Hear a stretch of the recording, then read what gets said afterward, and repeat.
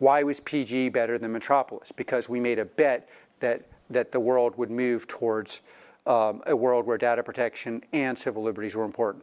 Why did our DPO work? Because we made a bet that this was the right timing. That was Alex Karp, co-founder and CEO of Palantir Technologies, in an interview about a month ago, talking about the company and how they don't plan on selling out and staying true to the people. And that's very important, so I'll leave the link down below if you guys want to get an overview of the company and what they plan on doing in the future. If you clicked on this video, you're probably wondering what is going on with the company, especially after the last quarter earnings. I have a ton to cover and a lot of new news that you guys are not aware of. If this interested at all, please hit that like button, subscribe button. I cover this stock a lot. I also have a free Discord down below where we talk about stocks, crypto, and real estate. I will never ever charge you guys for anything on this channel, nor will I try to sell you anything. It's just a community for everybody to talk, and you can see how I trade in real time.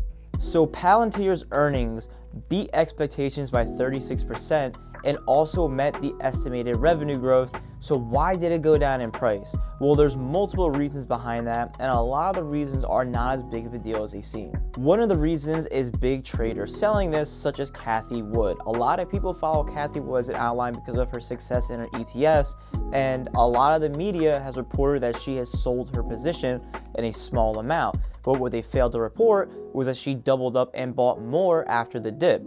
So everybody thinks that she's sold out, that she's lessened the position in it, so nobody feels like they should buy back in because nobody cared to follow up because nobody decided to tell us. And although Palantir has been around for over a decade, they are new to reporting earnings like this. And what I mean is, if you have listened to the last earnings call, they've sounded very unsure of themselves and they failed to answer some big questions.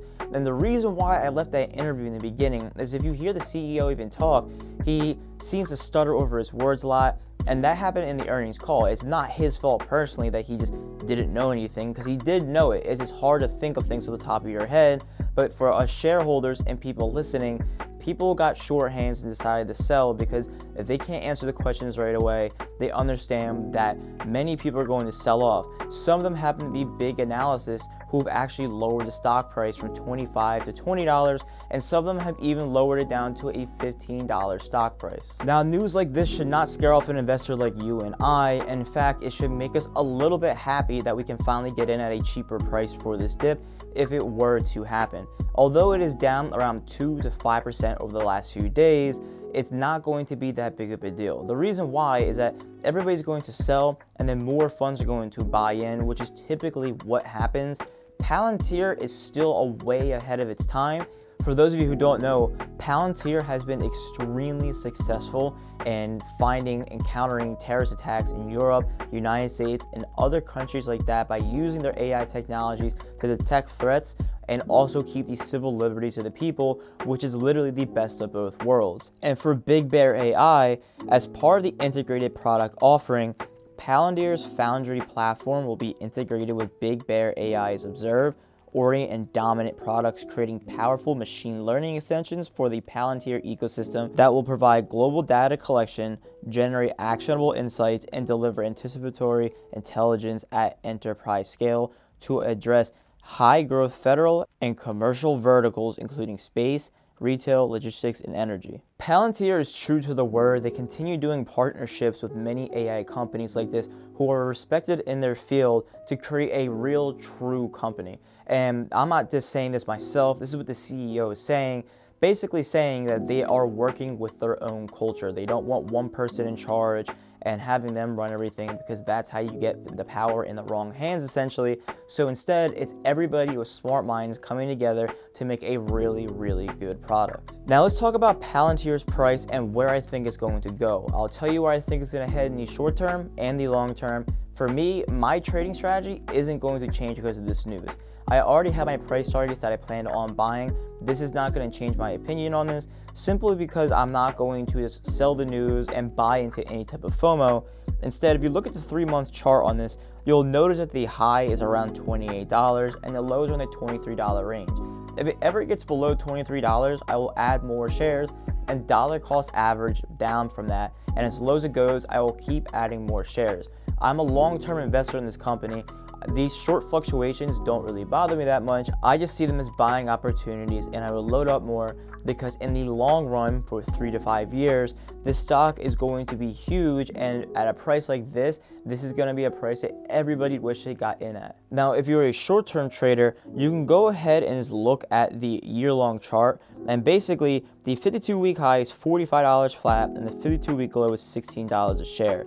Now, this can head in either direction. Right now, it seems to be trending low just because of what analysts have said. So what you can do is you can buy covered calls and set yourself a price target.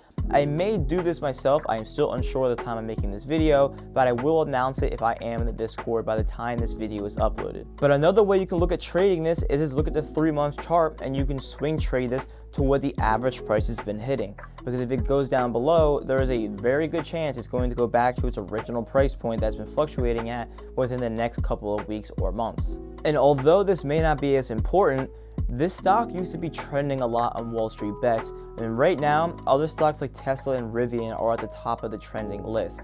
Now, this is not something I am relying on, but for short-term traders, you can basically just sell the news, so to speak, when stuff like this comes out, and this has also helped me boost my position. I ended up buying the stock around $18 a share in early 2020, and I've kept buying around that range, so it helped move me into the profit range, where I can just comfortably sit there and not worry about my stock sitting there at a loss at all, and it helps me have some security in my position. And if it were ever to trend again in the next coming months, this is only going to benefit my position, especially as I buy this dip.